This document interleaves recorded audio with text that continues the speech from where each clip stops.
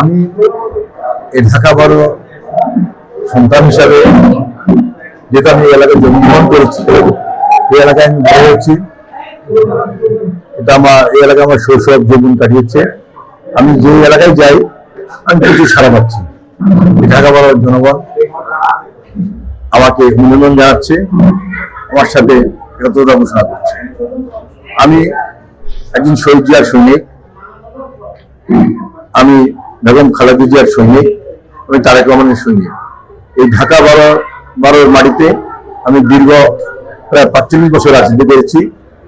এই ঢাকা বারো থেকে আমি বিশ্বাস করি এলাকার সন্তান হিসাবে এই এলাকার জনগণের সাথে আমার একটি সামাজিক বন্ধন আছে। সে কারণে এই এলাকার জনগণ আগামী নির্বাচনে আমাকে স্বতন্ত্র প্রার্থী হিসেবেই ফুটবল মাঠে ভোট দিয়ে ইনশাল্লাহ জয়যুক্ত করবেন।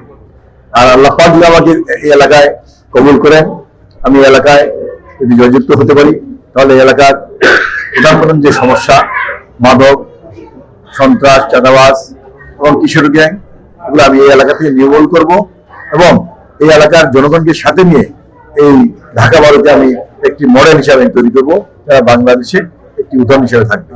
নির্বাচনের কর্মকাণ্ড শুরু হওয়ার পরে আমরা দেখতে পাচ্ছি হঠাৎ করে যারা আমার গণজোয়ারে ভীত হয়ে আমার ব্যানার ছিঁড়ে ফেলছে কিছু কিছু জায়গায়, আমার কর্মীদেরকে দিতে বাধা দিচ্ছে, এমনকি সাধারণ ভোটারদেরকে হুমকি দিচ্ছে সাধারণ ভোটারের জন্য ভোট কেন্দ্রে যেতে না পারে। তাই মনে করে আজকে আপনারা জানেন এখন পর্যন্ত সন্ত্রাসীদের গ্রেপ্তার করা হয়নি। ৫ই আগস্টের পরে এই বাংলাদেশে ঢাকা শহরে অনেক জায়গায় থানা লুট হয়েছে, অস্ত্র লুট হয়েছে, এগুলো এখন উদ্ধার করা হয়নি। অনেক সন্ত্রাসী এখন অপ্রকাশ্যে ঘুরে বেড়াচ্ছে। প্রকাশ্যে কয়েকজন এমপির সাথে মিছিল করছে। আমি মনে করি এই সন্ত্রাসীদের এবং এই যারা বিশেষ করে এই ঢাকা বড় যারা চিহ্নিত সন্ত্রাসী, চিহ্নিত চাঁদাবাজ, যারা সমাজে বিভিন্ন অপকর্মের সাথে সম্পৃক্ত ঢাকা ভারতে, তাদেরকে অবিলম্বে গ্রেপ্তার করে এলাকায় সুষ্ঠু করে ফিরে আনার জন্য আমি আহ্বান জানাচ্ছি। সে একটি কথা বলতে চাই, এই এলাকার মানুষ আন্দোলন সংগ্রাম করে তথা বাংলাদেশের মানুষ আন্দোলন সংগ্রাম করে ভোটের অধিকার আদায় করেছে ফিজির শেখ হাসিনাকে পতন ঘটিয়ে। তাই আজকে যত ভয়ভীতি দেখাক না কেন, বাংলাদেশের মানুষকে আর ভোটের অধিকার থেকে বঞ্চিত করতে পারবে না। বাংলাদেশের সাধারণ মানুষ অবশ্যই আগামী নির্বাচনে ভোট দিতে গিয়ে তাদের পছন্দ মতো প্রার্থীকে ইনশাল্লাহ ভোট দিবেন।